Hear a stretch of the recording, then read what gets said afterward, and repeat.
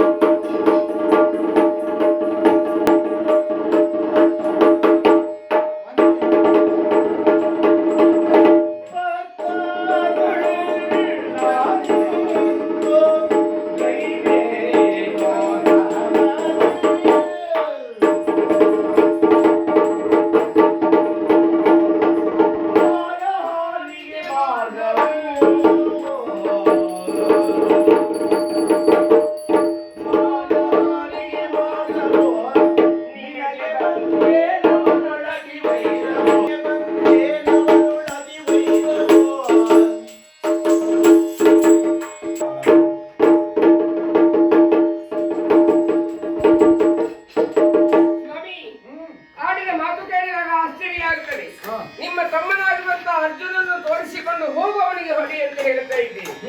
ಐವರಿಗೆ ಹೆಂಡತಿಯಾಗಿರುವಂತಹ ದ್ರೌಪದಿ ಇರೋರು ಒಬ್ಬರಿಗೆ ಸುಖ ಮತ್ತೊಬ್ಬರಿಗೆ ಕಷ್ಟ ಅಂತ ಯೋಚನೆ ಮಾಡುವ ಹಾಗಿಲ್ಲ.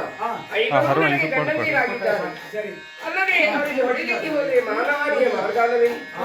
ಅಣ್ಣ ತಮ್ಮಂದಿರು ಹೇಗೆ ಬದುಕಬೇಕು ಹೇಳಿದ್ರೆ ಬರುವವರಿಗೆ ಏನು ಮಹಾಭಾರತ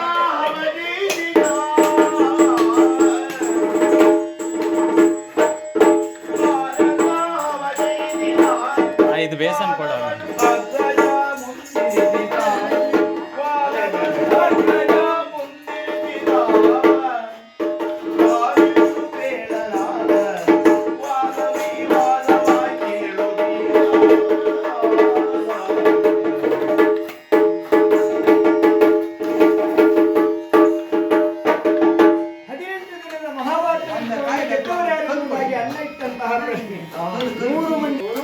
ಹಿಂದಿನ ಜಯವನ್ನ ಕಾಣಬೇಕು ಅಂತ ಆದ್ರೆ ಭಾರತನನ್ನು ನೀನು ಸೋಲಿಸಬೇಕು.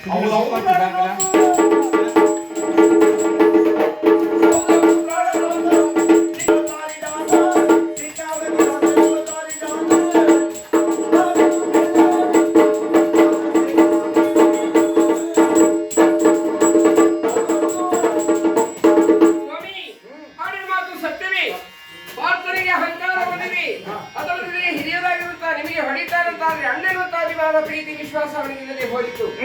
ಮರ್ಯಾದೆ ತೆಗೆಯಲಿಕ್ಕೆ ಮುಂದಾಗ್ತಾ ಇದ್ದಾರೆ, ಅವಮಾನ ಮಾಡ್ತಾ ಇದ್ದಾರೆ ಪಾಂಡವರಿಗಂತಾದ್ರೆ. ಪಾಂಡವರಲ್ಲಿ ಒಬ್ಬರಾಗಿರುತ್ತೆ ತಾನೇನು ತನ್ನ ಯೋಗ್ಯತೆಯನ್ನು ಅರ್ಥ ಮಾಡಿಕೊಳ್ಳದೆ ಆತ 3 ಜನಕ್ಕೆ ಹೆಂಡತಿಯಾಗಿರುತ್ತೆ. ನಾನು ಸುಮ್ಮನೆ ಬಿಡುವುದಿಲ್ಲ, ನನ್ನ ತೊಂದರೆ ಇಲ್ಲ. ಆದ್ರೆ ಇಟ್ಟುಕೊಳ್ಳುವ ರೀತಿ ನಿಮ್ಮದರೊಳಗೆ ಕಲಿಯಬೇಕು. ಈ ಹಿಂದೆ ಬಂದಿರುವಂತಹ ಆಪತ್ತು ವಿಪತ್ತುಗಳನ್ನೆಲ್ಲ ಪರಿಹರಿಸಿದವರು ರಣಭೀಮನಲ್ಲದೆ ಮತ್ಯಾರು ಹೇಳಿ. ಆದ್ದರಿಂದ ಕೊಡಿಯನಿಗೆ ಅಪ್ಪಣೆ, ಹೋಗುತ್ತೇನೆ. 3 ಲೋಕದ ಗಂಡನಾಗಿರುತ್ತ ಪಾಪವನ್ನು ಯುದ್ಧದಲ್ಲಿ ಸೋಲಿಸಿ ಆ ಹೊರ ಕೈಕಾಲನ್ನು ಕಟ್ಟಿ ಎಳೆದು ತಿಂದು ನಿಮ್ಮ ಕಾಲಲ್ಲಿ ಇರುತ್ತೇನೆ. ಆಗಿ ಪೂಜೆ ಆಗ್ತದೆ, ಎಲ್ಲರೂ ಕೈ ಮುಕ್ಕೊಳ್ಳಿ.